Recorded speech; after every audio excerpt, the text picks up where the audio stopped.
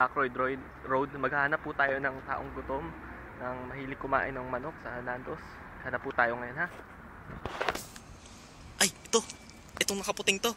Mukhang gutom na gutom to. Gutom na gutom to. Sir. Pwede po kayo makausap? Pwede po.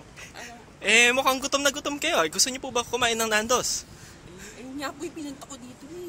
Yeah, bukas naman po eh. Hanggang... Ang Ayan po, hanggang 11 pa po sila bukas eh. Pinaupo ako dun sa ano eh. Saan? Sa pang disabled pa. Ay, ganun ba? May Tangina. kotse po ba yung dala niya o naglakad lang kayo?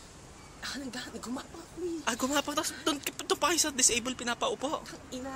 Oo. Parang galit sa Pilipinas eh. Ano po bang makakain sa Nandos? Kasi mukhang gutom po ako eh. Gusto kong kumain eh. Pinaparking pa po ako sa may downtown pa eh. Sa downtown pa po ako Oo. Kung ganun eh, ano eh. Dapat Meron po ba sila chicken wrap dyan? Gusto ko po yun eh. Ang pinakamasarap daw nila dito eh, ano eh. Yung tinatawag nilang pagkain ng mahirap. Ano po tawag doon? Pagkain mahirap na yun. Ang tawag yan eh. Balat ng aso. Balat ng aso po ba? Oo. Balat ng aso.